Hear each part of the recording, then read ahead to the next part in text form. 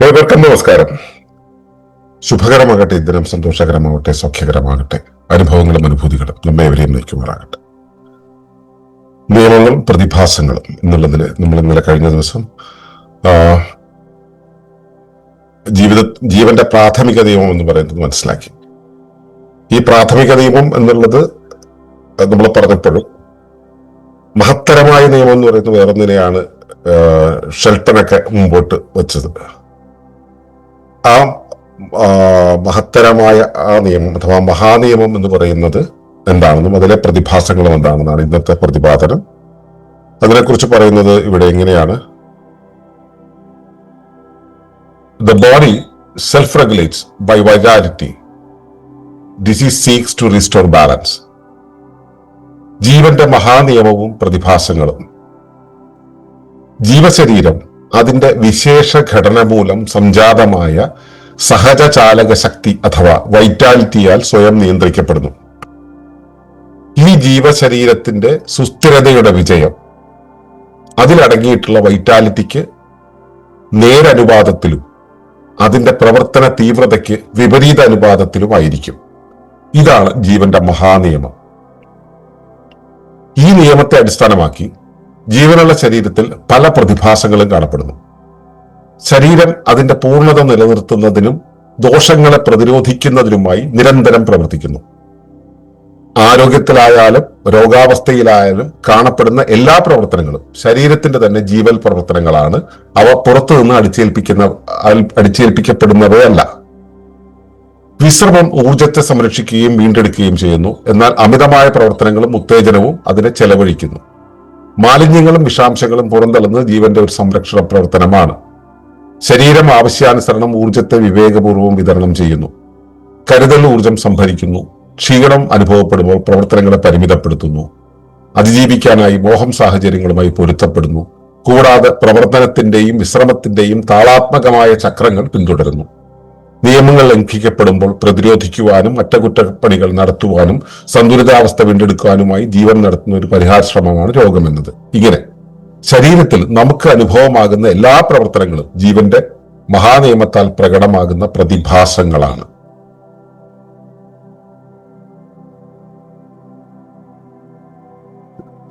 ഇതാണ് ജീവന്റെ മഹാനിയമം എന്ന് പറയുന്നത്.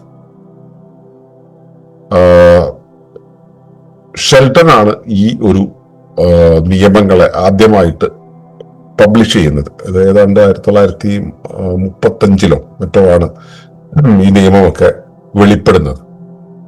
ഓക്കെ, അപ്പോ അതില് ഏറ്റവും ആദ്യത്തെ കാര്യം എന്ന് പറയുന്നത് നമ്മുടെ ശരീരം പുറത്തുനിന്നും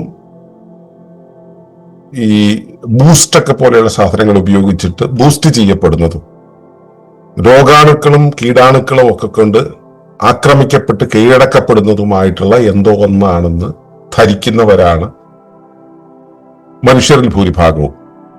പക്ഷേ അങ്ങനെയല്ല. അത് പുറത്തുനിന്നും ഒന്നിന്റെ സ്വാധീനം ആവശ്യമില്ലാതെ സ്വയമേവ പ്രവർത്തിക്കുന്നതാണ് എന്നുള്ളതാണ് ജീവന്റെ പ്രാഥമിക നിയമം പറയുന്നത്. ആ ജീവശരീരം, അങ്ങനെ ഉണ്ടാവുന്ന ജീവശരീരം അതിന്റെ വിശേഷ ഘടന മൂലം സംജാതമായ ഒരു സഹജ ചാലകശേഷി ഉപയോഗിച്ചുകൊണ്ടാണ് നിയന്ത്രിക്കപ്പെടുന്നത്. എന്താണ് ഈ വിശേഷ ഘടന? വിശേഷ ഘടന എന്ന് വെച്ച് കഴിഞ്ഞാൽ, ഇപ്പോ നമ്മൾ സാധാരണ പറയുന്ന ഒരു ഉദാഹരണം, സൈക്കിളിന്റെ പാർട്ടുകളെല്ലാം വാങ്ങിച്ചിട്ട് ഒരിടത്ത് ചേർത്ത് അടുക്കി വെച്ചാൽ അത് സൈക്കിൾ ആവില്ല എന്ന് പറയുന്നുണ്ട്. സൈക്കിളിന് അതിന്റെ ചാലകത്വം, അതിന്റെ പ്രവർത്തനം നടത്തണമെങ്കിൽ സൈക്കിളിന്റെ ഘടകങ്ങളെല്ലാം സവിശേഷമായ രീതിയിൽ ഘടന ചെയ്തിട്ടുണ്ടാവണം. എന്നുവെച്ചാൽ നല്ല രീതിയിൽ അസംബിൾ ചെയ്തിട്ടുണ്ടാവണം. അങ്ങനെ നല്ല രീതിയിൽ അസംബിൾ ചെയ്യുന്ന സമയത്ത് കമ്പികളെല്ലാം കൂടെ ചേർന്നിട്ട് ഒറ്റ ചക്രമായി മാറി. ഈ ചക്രങ്ങൾ രണ്ടും ഒരു പ്രത്യേക രീതിയിൽ അലൈൻ ചെയ്ത് അതിന്റെ ഭാഗങ്ങളെല്ലാമായിട്ട് ചേർന്ന് നിന്ന് ഇവയെല്ലാം കൂടെ ചേർന്നിട്ട് അവയുടെ ഘടന കൊണ്ട് ഒരു സമഗ്ര രൂപത്തിലേക്ക് വന്നു ചേരും. ഘടനയാൽ സമഗ്രമാകുന്ന ഒരവസ്ഥ, അതിനെയാണ് ഘടനാ സമഗ്രത എന്ന് പറയുന്നത്. സ്ട്രക്ചറൽ ഇന്റഗ്രിറ്റി എന്ന് പറയും. ഒരു ജീവശരീരത്തിന് അങ്ങനെ ഒരു സ്ട്രക്ചറൽ ഇന്റഗ്രിറ്റി ഉണ്ടായിരിക്കും. അതിലെ എല്ലാ ഭാഗങ്ങളും തമ്മിൽ ഒരു സവിശേഷമായ രീതിയിലുള്ള ഒരു ചേർച്ച ഉണ്ടായിരിക്കും. അതിൽ ഒന്നുപോലും അനാവശ്യമായിട്ട് വരില്ല, ഒന്നുപോലും അനുചിതമായ രീതിയിലായിരിക്കില്ല. നമ്മുടെ ശരീരത്തിന്റെ ഘടന ശ്രദ്ധിച്ചാൽ മനസ്സിലാവും. വളരെ സവിശേഷമായ രീതിയിൽ അതിന് ഘടന ചെയ്തിട്ടുണ്ട്. മൂക്കൊരിക്കലും കണ്ണിന്റെ മുകളിലല്ല, കണ്ണിന്റെ താഴെയാണ്. അത് വായ്ക്ക് മുകളിലാണ്. ഭക്ഷണം മൂക്കിന് ശേഷമാണ് ഭക്ഷണം കൊടുക്കുന്ന യന്ത്രം വെച്ചിട്ടുള്ളത്. തല ശരീരത്തിന്റെ മുകളിലാണ്, കാല് ഏറ്റവും താഴെയാണ്. ഈ രീതിയിൽ സവിശേഷമായ രീതിയിൽ ഘടന ചെയ്തിട്ടുണ്ട്. ഇതിൽ ഓരോന്നിനും കൃത്യമായ ധർമ്മങ്ങളുണ്ട്, ഓരോന്നിനും കൃത്യമായ സ്ഥാനങ്ങളുണ്ട്, കാലങ്ങളുണ്ട്, സ്ഥലകാല രൂപഭാവ ഭവങ്ങളെല്ലാം തന്നെ കൃത്യമായി നിയതമായി ഷേപ്പ് ചെയ്തിട്ടുണ്ട്. ഇവയെല്ലാം തമ്മിൽ എല്ലാ ഘടകങ്ങളും തലയുടെ ഉച്ചി മുതൽ പാദത്തിന്റെ ഏറ്റവും താഴെയുള്ള ഇടം വരെയുള്ള കണക്ഷൻസ് എല്ലാം വളരെ ചന്തമായിട്ട് ചെയ്തിട്ടുണ്ട്. ഓരോ ശരീരത്തിന്റെ എല്ലാ ഭാഗങ്ങളും തമ്മിൽ ശരീരത്തിന്റെ ഏതെങ്കിലും ഭാഗത്ത് ഒരു മുട്ടുസൂചി കൊണ്ടൊരു കുത്തു കിട്ടിയാൽ ശരീരം മുഴുവൻ വിറയ്ക്കുന്നത് അല്ലെങ്കിൽ ഞെട്ടുന്നത് കാണാൻ പറ്റും. അങ്ങനെ വല്ലാത്ത രീതിയിൽ ഒരു ക്രമീകരണം ഇവിടെയുണ്ട്. ആ ക്രമങ്ങൾ, പലതരം ക്രമങ്ങൾ ഒരുമിച്ച് ചേരുന്ന ബഹുക്രമത അതിനകത്തുണ്ട്. ഇതിനാണ് കോംപ്ലക്സിറ്റി എന്ന് പറയാം. ഇതെല്ലാം കൂടെ ചേർന്നിട്ട് ഒറ്റ യൂണിറ്റ് ആയിട്ടാണ് ശരീരം നിൽക്കുന്നത്. ഏതെങ്കിലും ഒരു ഭാഗം വേറെയാണെന്ന് നമുക്ക് തോന്നുന്നുണ്ടെങ്കിൽ അത് തോന്നലാണ്, ഒന്നും വേറെയല്ല, എല്ലാം ചേർന്നാണ് പ്രവർത്തിക്കുക. അങ്ങനെ സമഗ്രമായ ഒരു ഒറ്റ സത്തയായി മാറ്റുന്ന ആ ഒരു അവസ്ഥയാണ് ഈ ഘടനയാൽ ഉണ്ടായത്. അതുകൊണ്ടാണ് അതിന്റെ ഘടനാ സമഗ്രത അഥവാ സ്ട്രക്ചറൽ ഇന്റഗ്രിറ്റി എന്ന് പറയുന്നത്. ഈ സ്ട്രക്ചറൽ ഇന്റഗ്രിറ്റി വന്ന ഒരു ശരീരത്തിന്, സൈക്കിൾ ആയിക്കോട്ടെ ശരീരം ആയിക്കോട്ടെ, ഘടനാ സമഗ്രത മൂലം വന്നിട്ടുള്ള ഒരു വ്യവസ്ഥയ്ക്ക്, അതിന് ഇപ്പോ ഒരു സൈക്കിൾ സ്റ്റാർട്ട് ചെയ്തിട്ട് വയ്ക്കുന്നിരിക്കട്ടെ, അപ്പൊ അതൊക്കെ ഒന്ന് ടയർ ഒന്ന് തിരിച്ചു വിട്ടാല് ഫുൾ ട്യൂൺഡ് ആയിട്ടുള്ളതെന്ന് വെച്ചാൽ ആ ചക്രം ഇങ്ങനെ കുറേ നേരം ചലിച്ചുകൊണ്ടിരിക്കും. അപ്പോ അങ്ങനെ ഒരു തനിയെ ഉള്ള ഒരു ചലനശേഷി അതിനകത്ത് വരുന്നുണ്ട്. അപ്പോ ഘടനാസമഗ്രത ഉണ്ടാക്കുന്ന, ഘടനാസമഗ്രത എന്നുള്ളത് നൽകുന്ന, ഒരുക്കുന്ന ഒരു ചലന സൗകര്യം, ചലനശേഷി എന്ന് പറയുമ്പോൾ അതിനെ കുറച്ചുകൂടെ മാറ്റി ചലന സൗകര്യം എന്ന് പറയാം. ശേഷി പോലും അതിനകത്ത് ഭാഗമായിട്ടാണ് വരിക. ചലന സൗകര്യം, കുറച്ചുകൂടെ ചന്തമായിട്ട് പറയുക ചലന സൗകുമാര്യം, ചലന ലാവണ്യം എന്നൊക്കെ പറയാം. അങ്ങനെ ഒരു അവസ്ഥ ശരീരത്തിനുണ്ടാവും. ആ ലാവണ്യം എന്ന് പറയുമ്പോൾ അതിന്റെ സുന്ദരമായ അവസ്ഥയാണ്. അതിന് എന്തിനേയും ഉപയോഗിച്ച് അതിന്റെ ഭാഗമാക്കി ചലിപ്പിച്ചു കൊണ്ടുപോകാൻ അതിന് കഴിയും. സ്വയം ചലിക്കും. അത് ഭയങ്കര ഫ്ലെക്സിബിൾ ആണ്, ഭയങ്കര ട്രാൻസ്പെറന്റ് ആണ്. ഭയങ്കരം എന്നല്ല, വളരെ ട്രാൻസ്പെറന്റ് ആണ്. ഭയങ്കരം എന്ന് വെച്ചാൽ ഭയത്തെ ജനിപ്പിക്കുന്നതാണ്. ഭയത്തെ ജനിപ്പിക്കുന്നതല്ല ഇത്. ഭയക്കേണ്ട കാര്യമില്ല, ഭയമേ ഇല്ലാത്ത രീതിയിൽ സുതാര്യമായ രീതിയിൽ പ്രവർത്തിക്കുന്നതാണ്. അങ്ങനെയുള്ളൊരു ചലന സൗകര്യം എന്ന് പറയുന്ന ഒന്ന് വരുന്നുണ്ട്. ആ ചലന സൗകര്യം ശരീരത്തിനകത്തും പുറത്തുമുള്ള ഒട്ടേറെ ഘടകങ്ങളുമായി ചേർന്ന് പ്രവർത്തിക്കുമ്പോൾ അവിടെ ഒരു ചലനശേഷി ഉണ്ടായി വരുന്നുണ്ട്. ആ ശേഷി എന്നുള്ളത് ശക്തി എന്നുള്ള രൂപത്തിൽ നമുക്ക് പ്രകടമാകും. ശക്തി എന്ന രീതിയിൽ പ്രകടമാകുമ്പോൾ നമ്മൾ മനസ്സിലാക്കാൻ കഴിയുന്നത് അതിനകത്ത് ഒട്ടിച്ചേർത്ത് നിർത്തുന്നത്, ഇപ്പോ സൈക്കിളില് ഞെട്ടുമ്പോൾ തൊട്ട് മുറുക്കി വെക്കുന്നുണ്ട്, ചിലത് ചേർത്ത് വയ്ക്കും. ഇപ്പൊ ബ്രേക്കൊക്കെ ചേർത്ത് വയ്ക്കുകയേ ചെയ്യുന്നുള്ളൂ അല്ലെ? അതുപോലെ ചിലത് ഒട്ടിച്ചു വെക്കുന്നുണ്ട്, ചിലത് ചേർത്ത് വെക്കുന്നുണ്ട്, ചിലത് ചേർത്ത് വെച്ചിട്ടുണ്ട്, വികസിക്കാൻ പാകത്തിലാക്കി വെച്ചിട്ടുണ്ട്, ചിലത് വികാസം സൗകര്യപൂർവ്വമുള്ള വികാസത്തിലേക്ക് കൊണ്ടുവരുന്നുണ്ട്, ചിലത് വികസിച്ച് വെളിയിലേക്ക് കൊണ്ടുവരും. സൈക്കിളിന്റെ ബെല്ലടിച്ചു കഴിഞ്ഞാൽ മണിശബ്ദം വെളിയിലേക്ക് പോവുകയാണ് ചെയ്യുക അല്ലെ? അതുപോലെ ശരീരത്തിനകത്തും പശിമയുടെ, ഗുരുത്വത്തിന്റെ, വികാസത്തിന്റെ, അർത്ഥനയുടെ, പ്രഭാവത്തിന്റെ പല ശക്തികൾ ഒരുമിച്ച് ചേരുന്നുണ്ട്. ഇവയെ ചലിപ്പിക്കാൻ പാകത്തിലുള്ള ചലന പ്രേരണ, പ്രപഞ്ച ചലനത്തിന്റെ പ്രേരണയായിട്ടുള്ള പ്രാണനിൽ നിന്നും സ്വീകരിക്കുന്നുണ്ട്. അത് സ്വീകരിച്ചുകൊണ്ടാണ് ഈ ചലന സൗകര്യത്തെ ചലനശേഷിയാക്കിയും ചലനശക്തിയാക്കിയും ശരീരം മാറ്റുന്നത്. അതിന്റെ പേരാണ് ചൈതന്യം എന്ന് പറയുന്നത്, വൈറ്റാലിറ്റി എന്ന് പറയുന്നത്. അപ്പോൾ ഇത് വളരെ സവിശേഷമായ ഒരു സ്വഭാവമാണ്, വളരെ സവിശേഷമായ ഒരു സൗന്ദര്യമാണ്. അതിന് കാരണമാകുന്നത് എന്താണ്? അങ്ങനെ ആയിത്തീരാൻ കാരണമാകുന്നത് എന്താണ്? ഇതിന്റെ സവിശേഷ ഘടനയാണ്. അതിനെ ഘടനാ സമഗ്രത എന്ന് പറയും. അപ്പോ ജീവശരീരം അതിന്റെ ഘടനാ സമഗ്രത മൂലം സംജാതമായ ചൈതന്യത്താൽ സ്വയം നിയന്ത്രിക്കപ്പെടുന്നു. ജീവന്റെ സ്വഭാവം സ്വയം നിയന്ത്രിക്കുന്നതെന്നറിയാം. ഈ സ്വയം നിയന്ത്രണത്തിന് പ്രേരിപ്പിക്കുന്നത്, സ്വയം നിയന്ത്രിക്കാൻ കാരണമാകുന്നത് ഘടനാ സമഗ്രതയാൽ സംജാതമാകുന്ന സഹജമായ ചാലനശേഷിയാണ്. അതുവഴിയാണ് ഇത് സ്വയം നിയന്ത്രിക്കപ്പെടുന്നത്. ഇനി ഇതിന്റെ നിയമത്തിലേക്ക് പോവുകയാണ്. നിയമത്തിന്റെ ആദ്യ പാർട്ടാണിത്. രണ്ടാമത്തെ ഭാഗം എന്ന് പറയുന്നത്, അപ്പൊ നിയതമായിട്ട് ഇതിങ്ങനെയാകുമ്പോഴേ അതൊരു ജീവശരീരമാവുകയുള്ളൂ എന്നത് മനസ്സിലാക്കുക. ഈ ജീവശരീരം നിലനിന്ന് പോണമല്ലോ. ആ നിലനിൽപ്പ് എന്ന് പറയുന്നതിന്റെ വിജയം എന്ന് പറയുന്നത്, അതായത് ജീവശരീരത്തിന്റെ സുസ്ഥിരതയുടെ വിജയം, ഇതിൽ എത്രത്തോളം വൈറ്റാലിറ്റി ഉണ്ട് അതിനനുസരിച്ചായിരിക്കും. എത്രത്തോളം വൈറ്റാലിറ്റി ഉണ്ടോ അതിന് ആനുപാതികമായിരിക്കും ഈ ശരീരത്തിന്റെ വിജയം. ആനുപാതികമായിരിക്കും എന്ന് പറയുമ്പോൾ അപ്പൊ അനുപാതത്തിന് ഒരു ഭാഗമാണ് ഈ പറയുന്ന വൈറ്റാലിറ്റി എന്ന് പറയുന്നത്. അപ്പൊ മറ്റൊരു ഭാഗം എന്താണ്? അത് ശരീരം ഈ ചലനശേഷി വന്നു കഴിഞ്ഞപ്പോൾ ഒരുപാട് പ്രവർത്തനങ്ങളിലൂടെ കടന്നു പോകുമല്ലോ. എത്രത്തോളം പ്രവർത്തിക്കുന്നു അത്രത്തോളം ഈ വൈറ്റാലിറ്റി കുറയും. അപ്പോ ശരീരത്തിൽ വൈറ്റാലിറ്റി ഉണ്ട്. വൈറ്റാലിറ്റി എന്നുള്ള സംഭവത്തെ യൂട്ടിലൈസ് ചെയ്യുന്നത് ചലനമാണ്. എത്രത്തോളം പ്രവർത്തിക്കുന്നു, ആ പ്രവർത്തിക്കുന്നതിനനുസരിച്ച് ശരീരത്തിന് കേടുപാടുകൾ സംഭവിക്കും, തേയ്മാനം സംഭവിക്കും, ഊർജ വ്യയം സംഭവിക്കും, അല്ലെ? അപ്പൊ ഇങ്ങനെ എത്രത്തോളം പ്രവർത്തിക്കുന്നു അതിനനുസരിച്ച് പ്രവർത്തിച്ചുകൊണ്ടേയിരിക്കുകയാണെങ്കിൽ, ഇപ്പൊ ഒരു വാഹനം നിരന്തരം പ്രവർത്തിച്ചുകൊണ്ടിരിക്കുന്നത്, ഇടതടവില്ലാതെ പ്രവർത്തിച്ചുകൊണ്ടിരിക്കുന്നത്, അതിൽ തേയ്മാനം വന്ന് ചൂടായി, ഘർഷണം വന്ന്, കേടുപാടുകൾ വന്ന് അവസാനം അത് തകർന്ന് ഇല്ലാതെയായി പോകും, വേർതിരിഞ്ഞു പോകും ചലിച്ചുകൊണ്ടേയിരിക്കുകയാണെങ്കിൽ. അപ്പോ ചലനം ഇടയ്ക്ക് നിർത്തി അത് റിപ്പയർ ചെയ്യേണ്ടി വരും. അപ്പോ ഈ രണ്ട് കാര്യങ്ങൾ, എത്രത്തോളം ചലിക്കുന്നു അതനുസരിച്ച് സുസ്ഥിരത കുറയും. അതായത് ജീവശരീരത്തിന്റെ നിലനിൽപ്പ്, ആ സുസ്ഥിരതയുടെ വിജയം കുറയും എത്രത്തോളം പ്രവർത്തിക്കുന്നു. എത്രത്തോളം വൈറ്റാലിറ്റി ഉണ്ടോ അതിനനുസരിച്ച് സുസ്ഥിരത കൂടും. അപ്പോ വൈറ്റാലിറ്റിയോട് നേരനുപാതത്തിലും പ്രവർത്തന തീവ്രതയ്ക്ക് വിപരീത അനുപാതത്തിലുമായിരിക്കും ഈ ജീവശരീരത്തിന്റെ സുസ്ഥിരതയുടെ വിജയം എന്ന് പറയുന്നത്. ഇതിനെയാണ് ജീവന്റെ മഹാനിയമം എന്ന് പറയുക. ബാക്കി എല്ലാ നിയമങ്ങളും ഇതിനെ ആശ്രയിച്ചിട്ടാണ് വരുന്നത്. ഇവിടെ തന്നെ നമ്മൾ ജീവന്റെ പ്രഥമ കാര്യങ്ങളെല്ലാം പറഞ്ഞു കഴിഞ്ഞു.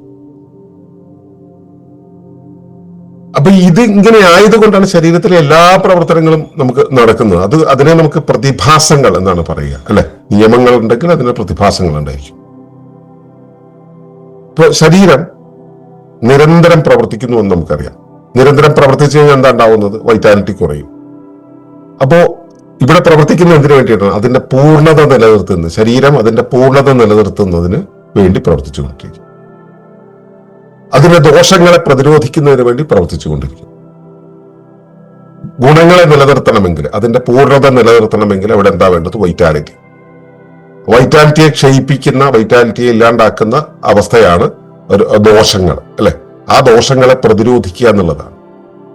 അതിനുവേണ്ടി നിരന്തരം പ്രവർത്തിക്കുന്നു എന്ന് പറയുന്നത്. ഈ നമ്മൾ ജീവിക്കാൻ വേണ്ടി മരിക്കാനും തയ്യാറാണെന്ന് പറയില്ല, അതുപോലെയാണിത്. അതായത് നിലനിൽക്കാൻ വേണ്ടി, ഈ പ്രവർത്തന തീവ്രത ഇല്ലാതിരിക്കാൻ വേണ്ടി നിരന്തരം പ്രവർത്തിക്കുന്ന ഒരവസ്ഥ. ഇതൊരു പ്രതിഭാസമാണ്. ശരീരത്തിന് ജനിച്ചതിന് ശേഷം മരിക്കുന്നവരെ നിർത്തലേയില്ല, നിരന്തരം പ്രവർത്തിച്ചുകൊണ്ടിരിക്കും. അത് പൂർണ്ണത നിലനിർത്താനും ദോഷങ്ങളെ പ്രതിരോധിക്കുന്നതിനുമായിട്ടാണ്. അപ്പൊ നിരന്തര പ്രവർത്തനത്തിലൂടെ ഇവിടെ എന്താണ് ചെയ്യുന്നത്? വൈറ്റാലിറ്റിയെ ബാലൻസ് ചെയ്യാനാണ് അവിടെ പ്രവർത്തിക്കുന്നത്. ഇതൊരു പ്രതിഭാസമാണ്. ആ നിരന്തര പ്രവർത്തനം എന്നുള്ളത് ഒരു പ്രതിഭാസമാണ്. നമ്മളത് പലപ്പോഴും ഗണിക്കാറേയില്ല. ശരീരം നിരന്തരമായി പ്രവർത്തിക്കുന്ന ഒന്ന് എന്നുള്ള രീതിയിൽ നമ്മൾ ഗണിക്കാറേയില്ല. ആരോഗ്യത്തിലായാലും രോഗാവസ്ഥയിലായാലും കാണപ്പെടുന്ന എല്ലാ പ്രവർത്തനങ്ങളും ശരീരത്തിന്റെ തന്നെ ജീവൽ പ്രവർത്തനങ്ങളാണ്. ഇത് മറ്റൊരു പ്രതിഭാസമാണ്. അതായത് ശരീരത്തില് നിരന്തരമായി പ്രവർത്തനങ്ങൾ നടക്കുന്നു എന്ന് പറഞ്ഞു. ഇതെല്ലാം ജീവൽ പ്രവർത്തനങ്ങളാണ്. ജീവനുള്ള ശരീരത്തിന്റെ ജീവന്റെ ലക്ഷണമായ പ്രവർത്തനങ്ങളാണ്. അത് ആരോഗ്യത്തിലാണെങ്കിലും രോഗാവസ്ഥയിലാണെങ്കിലും, രണ്ടവസ്ഥയിൽ, അത് നന്നായിരിക്കുമ്പോഴും ചീത്തയായിരിക്കുമ്പോഴും, ഈ ചീത്തയായി എന്ന് പറയുന്ന സമയത്തും പ്രവർത്തിക്കുന്ന പ്രവർത്തനങ്ങളെല്ലാം തന്നെ ജീവൽ പ്രവർത്തനങ്ങൾ, ജീവന്റെ പ്രവർത്തനങ്ങളാണ്. അല്ലാത്തൊരു പ്രവർത്തനം അവിടെ നടക്കൂല. അപ്പോ വൈറ്റാലിറ്റിയാൽ നിയന്ത്രിക്കപ്പെടുന്നതാണ് ഈ രോഗം എന്ന് പറയുന്നത്. ആരോഗ്യം അത് തന്നെ വൈറ്റാലിറ്റിയാൽ നിയന്ത്രിക്കപ്പെടുന്നു. അപ്പൊ എന്താണ്, ആരോഗ്യത്തിന് ക്ഷയം വരുമ്പോ, ആരോഗ്യത്തിന് ക്ഷതം വരുന്ന സമയത്ത് അതിനെ റിപ്പയർ ചെയ്യാൻ വേണ്ടിയും ഇതേ ജീവശരീരം ഉപയോഗിച്ചുകൊണ്ട്, ഇതേ വൈറ്റാലിറ്റി ഉപയോഗിച്ചുകൊണ്ട് നിരന്തര പ്രവർത്തനത്തിൽ ഏർപ്പെടും. ആ നേരത്തെ പറഞ്ഞ വിരോധാഭാസം, ജീവിക്കാൻ വേണ്ടി മരിക്കാനും തയ്യാറാണെന്ന് പറഞ്ഞ പോലെ പ്രവർത്തനത്തിലൂടെ ക്ഷയം വരുന്നത് ഒഴിവാക്കാനായിട്ട് പ്രവർത്തിച്ചു കൊണ്ടിരിക്കുന്നു എന്നുള്ളത് അതൊരു ഐറണി ആയിട്ട് നമുക്ക് എടുക്കാം, ഒരു പാരഡോക്സ് ആയിട്ട് എടുക്കാം. പക്ഷെ ഈ പാരഡോക്സിലാണ് ഇത് ശരീരം നിലനിന്ന് പോകുന്നത്. അപ്പോൾ ഈ ജീവൽ പ്രവർത്തനങ്ങൾ എന്ന് പറയുന്ന ശരീരത്തിന്റെ പ്രവർത്തനങ്ങളൊന്നും തന്നെ പുറത്തുനിന്നും അടിച്ചേൽപ്പിക്കപ്പെടുന്നവയല്ല, ഇതെല്ലാം സ്വയം ചെയ്യുന്നതാണ്. ഈ പ്രവർത്തനത്തിന്റെ ഇടയിൽ ഒരു പോസ് ചെയ്യും ശരീരം, അപ്പോഴാണ് വിശ്രമം എന്ന് പറയുക. അപ്പൊ വിശ്രമിക്കുന്ന സമയത്ത് ഈ വൈറ്റാലിറ്റിയുടെ എക്സ്പെൻഡിച്ചർ സംരക്ഷിക്കപ്പെടും, ആ എക്സ്പെൻഡിച്ചർ കുറയ്ക്കും. എന്നിട്ടോ ആ ഊർജത്തെ, ജൈവ ഊർജത്തെ, ചാലക ഊർജത്തെ വീണ്ടെടുക്കും. നിരന്തരമായിട്ട് പ്രവർത്തിച്ചാൽ എന്താ ഉണ്ടാവുക? ഈ വിശ്രമം ഇല്ലാതെ നിരന്തരമായിട്ട് പ്രവർത്തിച്ചാൽ എന്താ ഉണ്ടാവുക? ഈ ഊർജത്തെ സംരക്ഷിക്കാനോ വീണ്ടെടുക്കാനോ കഴിയില്ല. അപ്പോ ഏതെങ്കിലും തരത്തിൽ അമിതമായി പ്രവർത്തിപ്പിച്ചാൽ, അല്ലെങ്കിലോ വല്ലാതെ പ്രവർത്തിപ്പിച്ചാൽ, ഉത്തേജനം നൽകിയാൽ ഈ ഊർജം പോയിക്കൊണ്ടേയിരിക്കും. മനസ്സിലാക്കുക, നമ്മുടെ ശരീരത്തിന്റെ ഊർജം കൊടുക്കാനെന്ന പേരിൽ നമ്മൾ ശരീരത്തെ ഉത്തേജിപ്പിച്ചാൽ, ചായ കുടിച്ചാൽ, പുകവലിച്ചാൽ, മദ്യപിച്ചാൽ, ചോറുണ്ടാൽ ഉണ്ടാകുന്ന പ്രശ്നം എന്താണെന്ന് വെച്ചാൽ നമ്മളിവിടെ ശരീരത്തിന് ഉത്തേജനം നൽകുകയാണ് ചെയ്യുന്നത്. അപ്പോൾ അമിതമായ പ്രവർത്തനം അവിടെ വേണ്ടി വരും, അത് ശരീരത്തിന്റെ ഊർജത്തെ ചെലവഴിക്കും. ഈ ശരീരത്തിന്റെ മാലിന്യങ്ങളും വിഷാംശങ്ങളും ഒക്കെ പുറന്തള്ളുക എന്നുള്ളത് ജീവന്റെ ഒരു സംരക്ഷണ പ്രവർത്തനമാണ്, അല്ലെ? ശരീരത്തിന് അനുചിതമായ വസ്തുക്കൾ ശരീരത്തിനകത്ത് കയറുക എന്നുള്ളത് സംഭവിക്കുമ്പോൾ അതിനെ വെളിയിലാക്കാൻ വേണ്ടി പ്രവർത്തിക്കുക എന്നുള്ളത് ശരീരത്തിന്റെ സ്വഭാവവുമാണ്. മാലിന്യങ്ങളും വിഷാംശങ്ങളും ശരീരത്തിനകത്ത് കയറി കഴിഞ്ഞാൽ അനുചിത സാഹചര്യം ഉണ്ടായി വൈറ്റാലിറ്റിയുടെ ഫ്ലോ നിൽക്കും. അതിന്റെ വൈറ്റാലിറ്റിക്ക് അവിടെ നിലനിൽക്കാൻ കഴിയില്ല, ശരീരത്തിന് നിലനിൽക്കാൻ കഴിയില്ല. അപ്പൊ ആ ഘടനാസമഗ്രത നിലനിർത്താനായിട്ട് ശരീരം അപ്പോഴും പ്രവർത്തിക്കും, ഇതിനെ വെളിയിലാക്കാൻ വേണ്ടി പ്രവർത്തിക്കും. അതുപോലെ തന്നെ ഇങ്ങനെയൊക്കെ പ്രവർത്തിക്കുമ്പോൾ നമ്മൾ ഈ വിരോധാഭാസങ്ങൾ ഇവിടെ ഉള്ളത് കൊണ്ട് തന്നെ ഊർജം നിരന്തര പ്രവർത്തനത്തിൽ ചെലവായിക്കൊണ്ടേയിരിക്കുന്നുണ്ട്. അതുകൊണ്ട് തന്നെ ഊർജം ഏറ്റവും ഉചിതമായ രീതിയിലാണ് ചെലവാക്കപ്പെടുക. അപ്പോൾ അതിനെ വിവേകപൂർവം വിതരണം ചെയ്യുന്നു. അതിന് ലോ ഓഫ് ലീസ്റ്റ് എഫേർട്ട് എന്ന് പറയും. ഒക്കെ ഉപനിയമങ്ങളാണ്, നമ്മൾ ഇനി വരുന്ന ദിവസങ്ങളിൽ പഠിക്കുന്നുണ്ട്. മിതശ്രമത്തിലൂടെയാണ് അതിനെ വിതരണം ചെയ്യുക. ഏറ്റവും ചുരുങ്ങിയ ഊർജം ചെലവാക്കാൻ പാകത്തിന്. ഇപ്പൊ നമ്മൾ ഒരു ബൈക്കിന്റെ പെർഫോമൻസ് റേറ്റ് നമ്മൾ എങ്ങനെയാണ് കണക്കാക്കുക, അല്ലെങ്കിൽ ഒരു വാഹനത്തിന്റെ അതിന്റെ ഇന്ധനത്തിന്റെ യൂട്ടിലൈസേഷൻ ഏറ്റവും ഒപ്റ്റിമൽ ലെവലായിരിക്കണം. ഏറ്റവും കുറഞ്ഞ യൂസേജിൽ ഏറ്റവും കൂടിയ പെർഫോമൻസ് കാഴ്ചവെക്കുക എന്നുള്ളതാണ്. ഈ രീതിയിൽ ശരീരത്തെ ട്യൂൺ ചെയ്തിട്ടാണ് ശരീരം നിലനിർത്തുന്നത്. അതിന് ഉചിതമല്ലാത്ത വിഷാംശങ്ങളോ മാലിന്യങ്ങളോ വന്നു കഴിഞ്ഞാൽ അതിനെ പുറത്താക്കുക എന്നുള്ളതും ഈ ട്യൂണിങ്ങിന്റെ ഭാഗമാണ്. അപ്പോ ആവശ്യത്തിനുള്ള ഊർജത്തെ ശരീരം വിവേകപൂർവമാണ് വിതരണം ചെയ്യുന്നതെന്ന് പറയുന്നു. അതുപോലെ തന്നെ ശരീരത്തിനകത്ത് ഊർജമുണ്ടായി അത് കൂടുതൽ ഊർജം ആയിട്ട് വന്നാൽ കരുതൽ ഊർജം, പിന്നീട് എപ്പോഴെങ്കിലും നിലനിൽക്കുന്ന സമയത്ത് അല്ലെ നിന്നു പോകുന്ന സമയത്ത് പ്രവർത്തിക്കാനുള്ള ഊർജം, കരുതൽ ഊർജം എന്നുള്ള രീതിയിൽ ബഫറിംഗ് നടക്കും. അതുപോലെ തന്നെ ശരീരപ്രവർത്തനങ്ങൾ ഇങ്ങനെ നിരന്തരം സംഭവിക്കുമ്പോൾ ഈ ബഫർ ഇങ്ങനെ കമ്മിയായി കരുതൽ ഊർജം കുറഞ്ഞു വന്നു കഴിഞ്ഞാൽ ഉടനെ എന്ത് ചെയ്യും? ശരീരത്തിന്റെ പ്രവർത്തനത്തോടുള്ള താല്പര്യമില്ലാതാക്കും, മന്ദത വരുത്തും, ക്ഷീണം അനുഭവിക്കും. അപ്പോൾ പ്രവർത്തനങ്ങളെ സ്വാഭാവികമായിട്ട് പരിമിതപ്പെടുത്തും. ചെയ്യാനുള്ള പ്രേരണ ഉള്ളിൽ നിന്ന് പോയി കഴിഞ്ഞാൽ പിന്നെ പ്രവർത്തനങ്ങളില്ലല്ലോ, അപ്പൊ പ്രവർത്തനങ്ങൾ പരിമിതപ്പെടും. അപ്പോൾ വീണ്ടും ഈ വൈറ്റാലിറ്റി എന്നുള്ളത് നമ്മുടെ ശ്വാസോച്ഛ്വാസത്തിലൂടെ, പ്രാണനിലൂടെ വീണ്ടും മെച്ചപ്പെട്ടു വരും. ഇനി മോശമായ സാഹചര്യത്തിലൂടെ പോയി ഇപ്പൊ ഒരാൾ പുകവലിക്കാം. ഈ പുകവലിക്കുന്ന സമയത്ത് ശരീരത്തിന് ഊർജവ്യയം ഉണ്ടാവും. ഓരോ പ്രാവശ്യം പുകവലിക്കുമ്പോൾ ഊർജവ്യയം ഉണ്ടായിക്കൊണ്ടിരിക്കും. ശരീരം ശക്തമായ രീതിയിൽ അതിനോട് പ്രതികരിക്കും, അപ്പോഴെല്ലാം ഊർജവ്യയം ഉണ്ടാവും. ഇത് നിരന്തരമായിട്ട് ഇതിനോട് പ്രതികരിക്കാൻ പോയിട്ടുണ്ടെങ്കിൽ ശരീരത്തിന്റെ ഊർജ്ജം മുഴുവൻ ആ വഴിക്ക് പോകും. അതുകൊണ്ട് എന്ത് ചെയ്യും? ശരീരം അതിനോട് പൊരുത്തപ്പെടും. എന്നാണ് അനുരൂപനം എന്ന് പറയുക. അപ്പോ മോശം സാഹചര്യങ്ങളുമായിട്ട് പൊരുത്തപ്പെടും. അതുപോലെ തന്നെ ഈ പ്രവർത്തനങ്ങളും വിശ്രമത്തിന്റെയും ഒരു താളാത്മകമായ ചക്രം പിന്തുടരുന്നത് നമുക്ക് കാണാൻ കഴിയും. ഇതെല്ലാം തന്നെ ഈ ഊർജ വിതരണത്തിന്റെ വൈറ്റാലിറ്റിന്റെയും പ്രവർത്തനത്തിന്റെയും ക്രമീകരണമാണ് നമ്മളിവിടെ കാണുന്നത്. ഇതിലെ നിയമങ്ങൾ എവിടെങ്കിലും ലംഘിക്കപ്പെടുമ്പോൾ പ്രതിരോധിക്കപ്പെടാനും അറ്റകുറ്റപ്പണികൾ നടത്താനും സന്തുലിതാവസ്ഥ വീണ്ടെടുക്കാനും വേണ്ടിയാണ് ശരീരം സാധാരണ രോഗം തന്നെ ഉണ്ടാക്കുന്നത്. ഇപ്പൊ ഞാനിങ്ങനെ കുറെ ശരീരത്തിന്റെ പ്രവർത്തനത്തിന്റെ സാധാരണ സ്വഭാവങ്ങളെ കുറിച്ച് പറഞ്ഞു. ഇങ്ങനെ കാണുന്ന ശരീരത്തിലെ മുഴുവൻ പ്രവർത്തനങ്ങളും, ആ ജീവനെ നിലനിർത്താൻ വേണ്ടി കാണിക്കുന്ന മുഴുവൻ പ്രവർത്തനങ്ങളും ഈ മഹാനിയമത്തിന്റെ ഭാഗമായി സംഭവിക്കുന്ന പ്രതിഭാസങ്ങളാണ്. അതായത് സവിശേഷമായ ഘടനയുണ്ട്, ആ ഘടനയ്ക്കനുസരിച്ച് ഒരു ചാലക ശക്തിയുണ്ട്. ആ ചാലക ശക്തിയുടെ അളവിനനുസരിച്ചാണ് ഈ ജീവിയുടെ നിലനിൽപ്പ്. ചാലക ശക്തി കുറയുന്നത് പ്രവർത്തിക്കുമ്പോഴാണ്. പ്രവർത്തനം എത്രത്തോളം കുറയുന്നുവോ അതിനനുസരിച്ച് ചാലക ശക്തിയിലും കുറവ് വരും, ജീവിയുടെ നിലനിൽപ്പിലും കുറവ് വരും. പക്ഷെ ഈ ചാലകശക്തി കുറയാതിരിക്കാനായിട്ട് പ്രത്യേക പ്രവർത്തനങ്ങൾ കാണിക്കുന്നു എന്നുള്ളതാണ് ഇതിലെ ഐറണി. ആ ജീവശക്തി കുറയ്ക്കാതിരിക്കാൻ വേണ്ടി പ്രവർത്തനങ്ങൾ കൂട്ടിവെക്കുന്ന ഒരവസ്ഥ ഇതിനകത്ത് നിലനിൽക്കുന്നുണ്ട്. ഇങ്ങനെയുള്ള ഒരു പാരഡോക്സിക് ആയിട്ടുള്ള ഒരു ബാലൻസിലൂടെയാണ് ജീവൻ അതിന്റെ ഈ വൈറ്റാലിറ്റിയെ, ജീവനെ നിലനിർത്തിക്കൊണ്ടുപോകുന്നത്. അത് രോഗങ്ങളായിട്ടും ശരീരത്തിന്റെ നമുക്ക് അനുഭവിക്കുന്ന എല്ലാ പ്രവർത്തനങ്ങളും ഈ ഒരു സിസ്റ്റത്തിന്റെ, ഈ ഒരു നിയമത്തിന്റെ ഭാഗമായി സംഭവിക്കുന്നതാണ്. ആ പ്രവർത്തനങ്ങൾ ഇല്ലാതിരിക്കാൻ വേണ്ടി പ്രവർത്തിക്കുക, മിതമായി പ്രവർത്തിക്കുക, വൈറ്റാലിറ്റി സേവ് ചെയ്യാനായിട്ട് പ്രവർത്തനങ്ങളെ ഓഫ് ചെയ്തിടുക തുടങ്ങിയ ഒട്ടേറെ കാര്യങ്ങൾ ഈ മഹാനിയമവുമായിട്ട് ബന്ധപ്പെട്ടാണ് പ്രവർത്തിക്കുന്നത്.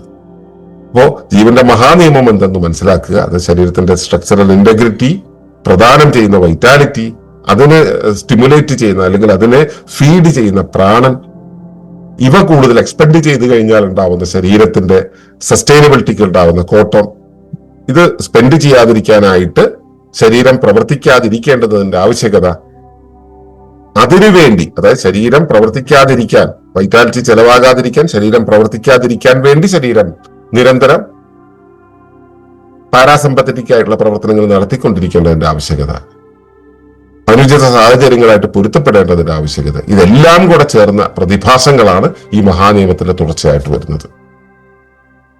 അപ്പോൾ ഇതാണ് ജീവന്റെ മഹാനിയമം. നിങ്ങളുടെ ശരീരത്തിൽ ഇതെങ്ങനെ പ്രവർത്തിക്കുന്നു, എത്രത്തോളം ഉണ്ട് എന്നുള്ളത് നിരീക്ഷിക്കുക. അതുമായി നമുക്ക് തുടർന്നുള്ള നിയമങ്ങൾക്ക് പരിചയപ്പെടാം. അതുവരേക്കും നന്ദി, നമസ്കാരം. തുടർന്നു കാണുന്നതിന് മുമ്പായി ഈ വിഷയം ഇഷ്ടമായെങ്കിൽ ഒന്ന് ലൈക്ക് ചെയ്യുക, കമന്റ് ചെയ്യുക, ഷെയർ ചെയ്യുക. നിങ്ങൾ പ്രകൃതിയെ ഇഷ്ടപ്പെടുന്നുവെങ്കിൽ ഈ ചാനൽ ഒന്ന് സബ്സ്ക്രൈബ് ചെയ്യുക.